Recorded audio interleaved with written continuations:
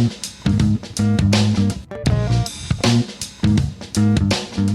is up, guys, and welcome to episode 17 of Beating Obesity. This episode is all about how to get back on the wagon when you've fallen off. What can you do to hop back up on that horse and don't be defeated for such a long time? I hope this episode helps because I think this is so important. And also, if you want a free ebook that breaks down the beginner's principles of nutrition, go to timmaynardfitness.com, scroll down on the homepage, and find the download link to What to Actually Eat, a beginner's guide to nutrition. I hope you guys enjoy this episode. Yo, you fine and fabulous folks out there. Welcome to another episode of Beating Obesity. Today you just have me, Timothy Maynard. And I hope you all don't hate my singing intros too much because you're probably going to get quite a few of them. I like to sing. And that's just what I do. Can't help it. Anyways, we're joined again today just by Moa. My brother had to work, unfortunately. Unfortunately, the world doesn't just randomly pay you for making podcasts, so man still got to make $1, but I'm here today. I didn't have to work. I don't have anything to do except for bring wonderful information to you. So let's get started.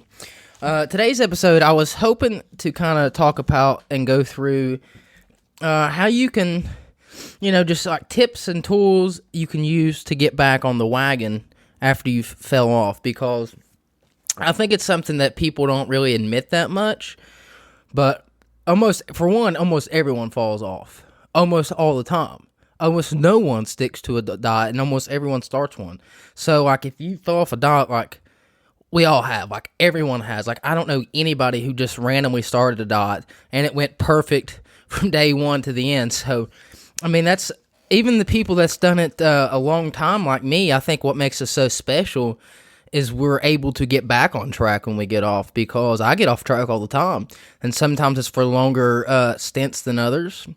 Most of the time, I can just have a day or two where I get a little off, and I'm like, all right, I went a little too far, so let's rein it back in, and I can get back into my groove. But even I have times to where it's, a few weeks where, I'm not going off the deep end or anything, but I'm not exercising very often, and my food's not that great, and I'm having way too much junk.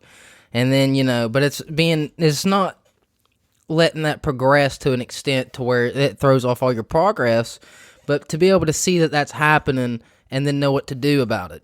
So I just wanted to preface that by saying you shouldn't feel too terrible about falling off, because we all fall off. Every person.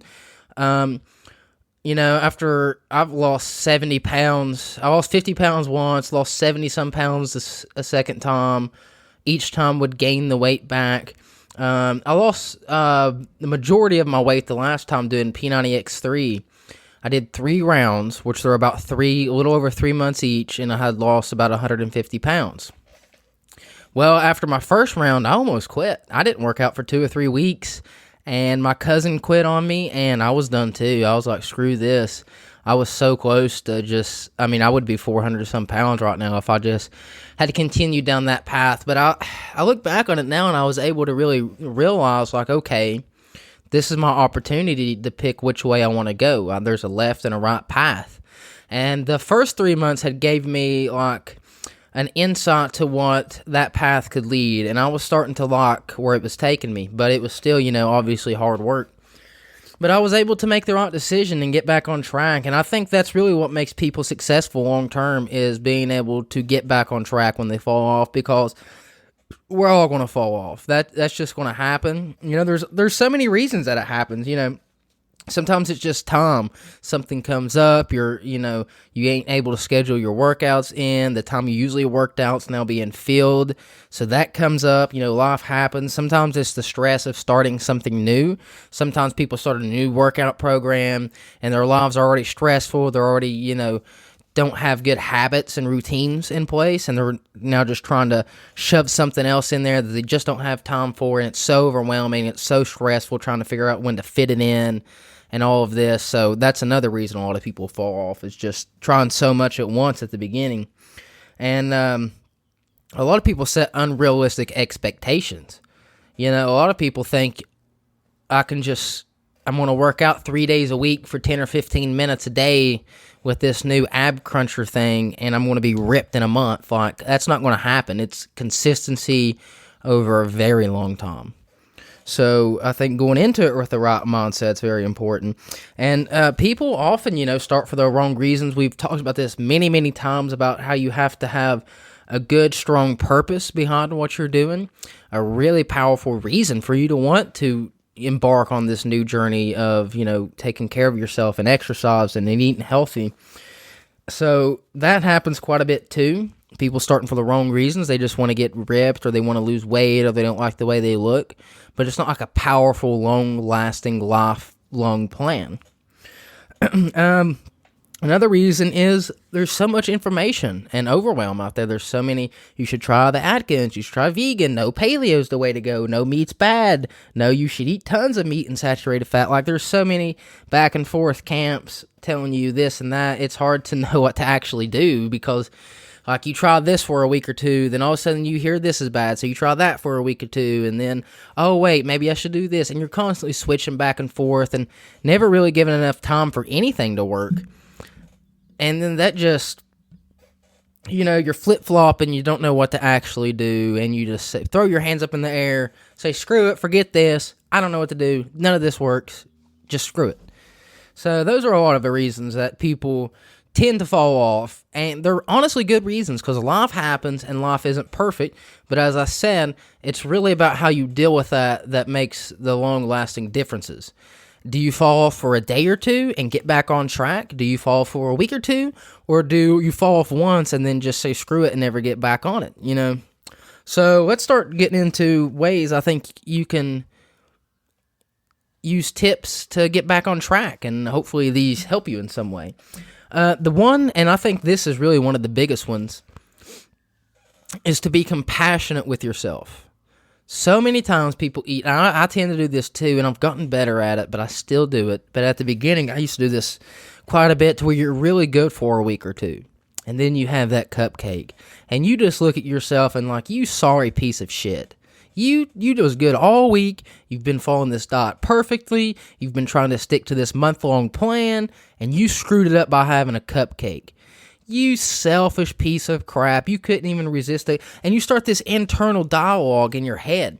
And there's all these negative emotions building up, and all this guilt and shame. And then you start, first you're judging yourself, and then you're judging the emotions. And then it's just, you get wrapped up in this mental mindset that just, it isn't positive at all. It doesn't help you identify what you need to do next at all. And honestly, a lot of us overeat. Sorry if you hear the ambulance or fire truck in the background. And a lot of us overeat because of we want to change our mental and emotional state. We don't like how we feel. Eating gives us a little boost of excitement for a minute. So, if you're already an emotional eater, just piling on all these negative emotions on top of that, it's just only going to make you want to binge more. And then, you have another cupcake because you're trying to feel, and then you get even more upset at yourself, and then you're eating more, and then you just say, screw it, I'm not meant for this, or I'll get back on it eventually, and then you're binge eating, and then you eat 2 or 3 days worth of snack food, and then you just go down this whole rabbit hole and this whole path that does absolutely nothing but hinder your progress. But if you're really compassionate with yourself, and you treat yourself how you would treat someone else that you love, how you would treat a sibling or your mother or your children, you don't baby them, but you treat them nice, and you understand, and you know they're only human, and you have to realize that in yourself, like, hey, I'm only human, and if you want the cupcake, give yourself permission to have it. You're not a master of yourself, and you're not your own slave. You have to learn to work with yourself, and make a deal with yourself. Okay, I'm gonna have this cupcake, but then I won't have this or that for a few days, or I'm gonna have this cupcake, but then I'll go on a 10-minute walk afterwards to get away from the junk food, and reset myself so that I don't binge on it, or whatever you need to do. Don't be a tyrant over yourself. Work with yourself. Be compassionate with yourself, and treat yourself as somebody you love and are really trying to help. And like if someone was trying to lose weight, you wouldn't walk up to them and be like, "Hey, you fatty, aren't you trying to lose weight? Aren't you on a diet? Why are you eating that cupcake?" And like that's not going to help anything. You would never say that to someone you really loved and were trying to help. So why do we have this internal dialogue with ourselves? It takes time. But you really have to work on that. It takes a lot of time, but that's a big one. That's a big one. And let's see here. Another one I talked about a decent bit earlier is realizing, and this comes with the compassion part, that failure happens to everyone. Everyone fails. Every single person that's ever started a diet has failed that diet or failed that plan at some point. At some point, everyone's fallen off. So you need to realize that it's not just you, it's every other person around you. It's people who's done it for years and years and years. Someone like me who's lost over 150 pounds and had it off 3 or 4 years now, like, I still screw up all the time. But it's really learning from those mistakes, learning from those failures, learning from those supposed screw-ups, and learning, okay, what triggered me? What made me want this? What made me decide to do this? Why was I guilty afterwards? Be really mindful and aware of it, and then you can analyze what happened, and then you can start to break down like, oh, okay, when I'm around this food or that food, it does this, or when such and such says this, it brings this emotion up in me, and it makes me want to turn to food, and you start really learning what your triggers and what makes you want, and then you start learning how to cope with it and how to work around these things.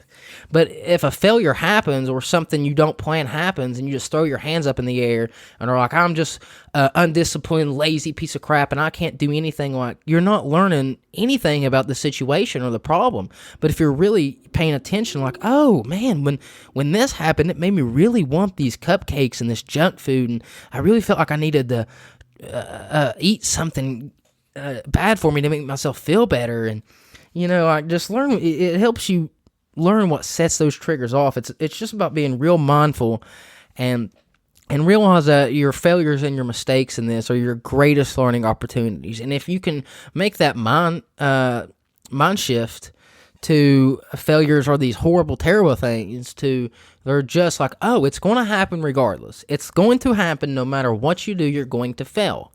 So why not make them learning opportunities? So when they happen, you, instead of like beating yourself up and like, oh, I can't believe this happened, you can be like, oh, look at what I just learned. And then next time you get better. So that's the next one.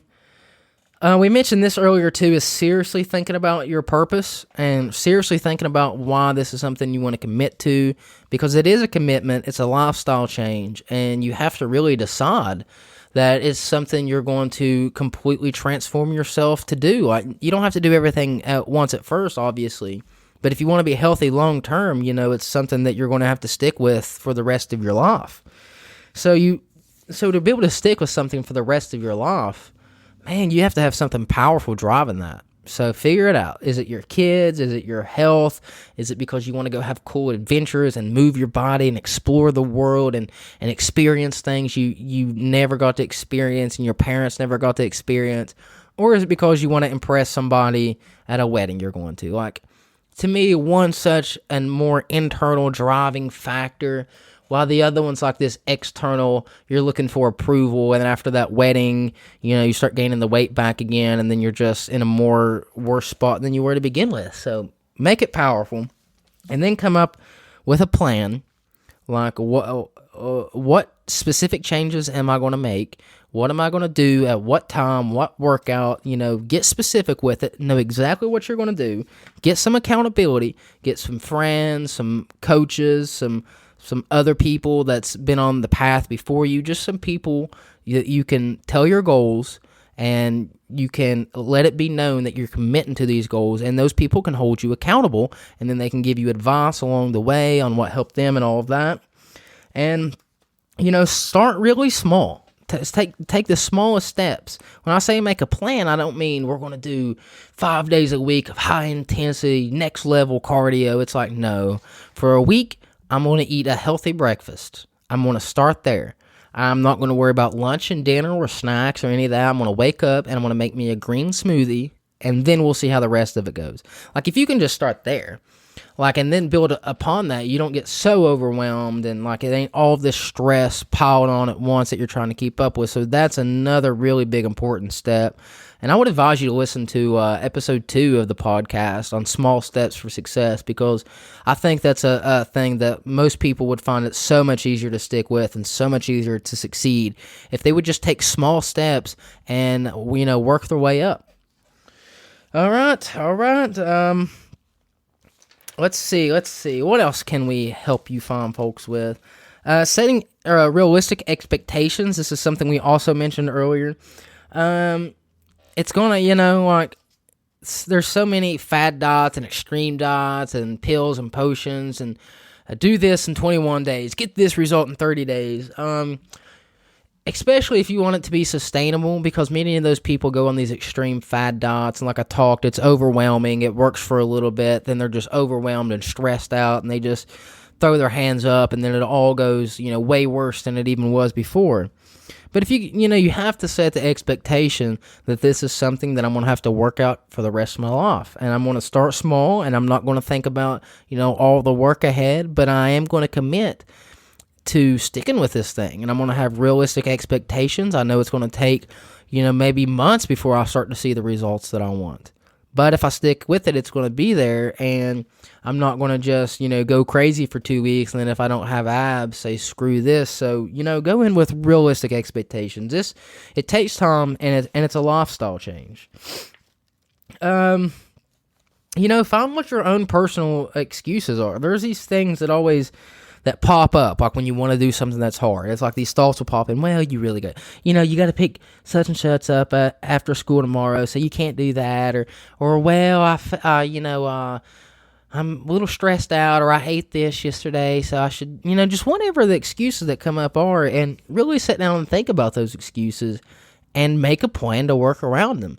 So that when those excuses pop up in your head, and normally it'll be kind of like we just rationalize and we're like, oh yeah, well, we got to do that. Like this thing can pop up in your head. Well, no, I have to go get Johnny at this time. You can be like, well, I already thought about that. I have to go pick him up at 3, but I carved out time from 2:15 to 2:40 that I can do this quick, HIIT workout, or, just whatever it is. I'm just making this up off the top of my head, but, find your own personal excuses, sit down and write them out, and actually write down ways you can get around them. So that's really, when those excuses pop up in your head, they're not, you don't just immediately validate them and go along your merry way. Like, you're like, oh, there's that excuse. Well, that isn't really true, because I figured this, and this out that can get around it.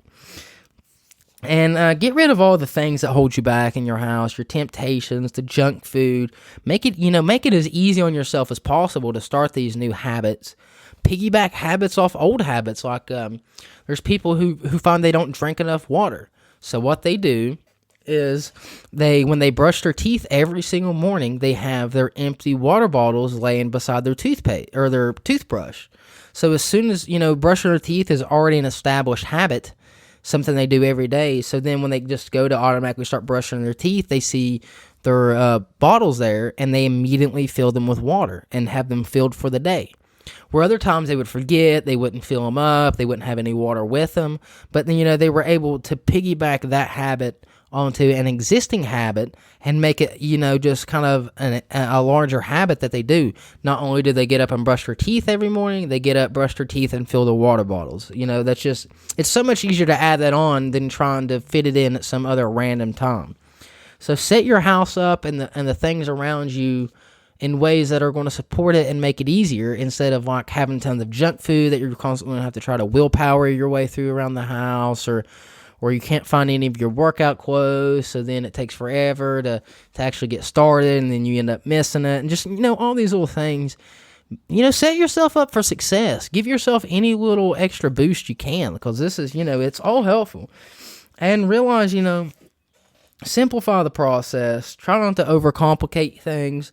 Start small, work your way up, set really tiny goals that lead you to your larger purpose. Don't try to go overboard. Just start small. Take small steps. Set small, obtainable goals. Realize that like one bad meal doesn't ruin everything. Don't go off the deep end when that happens. Use it as a learning mistake and improve yourself. So I hope those are some tools that can help you guys. And I hope, just take a breath when something happens. You eat something you're not supposed to, you miss a workout, you miss a couple workouts, you miss a few weeks, whatever it is. Don't beat yourself up about it. Realize this happens to literally, I'm not just saying this, everybody, every single person. 92% of people don't stick to diets and fitness programs. Like, nobody makes it. Well, very few of us, no one makes it perfect. Very few of us make it imperfectly. And I just want people to look, you don't have to do this perfect. You can do it imperfectly and you can get so far. I mess up all the time. All the time. I do things I shouldn't do. I'll drink more than I should, and then I'll feel like crap for 2 or 3 days, and I'll miss my workouts, and then I'll beat myself up for having done that. I know every time I have alcohol, this happens. I'm tired for 2 or 3 days, and I don't get anything done. You know what I mean? But instead of getting that negative loop, I just started to hey, I had some alcohol. It wasn't ideal, but I had fun that night, and tomorrow, instead of doing my crazy workout I had planned, I'm just going to go for a walk in the sun and drink plenty of water and hydrate myself. And, I'm looking for the positive. I'm looking for the next best step I can take and not getting caught up in all these negative things. So, guys, I hope some of those tips helped. And if you enjoyed the show, please subscribe and leave us a review. You have to actually, even if you're already subscribed to the podcast, you'll have to go to your podcasting app, search, and then type in Beating Obesity and find us there. And then click on us there and then leave a review. I don't know. It's really weird, but that's what you got to do. I would greatly appreciate a review. It would mean a lot. And if you want a free ebook called What to Actually Eat, A Beginner's Guide to Nutrition, I try to simplify the nutritional process and what you should be eating to fuel your body, lose weight, and get healthy, and just cut out all the fad diet bullshit and just give you the basic principles. If you want that, go to TimMaynardFitness.com, TimMaynardFitness.com. Scroll down on the homepage, the very first page, and you will see what to actually eat. You just enter your name and email, and it's sent to your email for free. So check that out. Let me know what you think. And you can also connect with me on my website, or you can find me at Tim Maynard Fitness on Instagram or Timothy Maynard Fitness on Facebook. I hope you will have a fantastic day. Goodbye.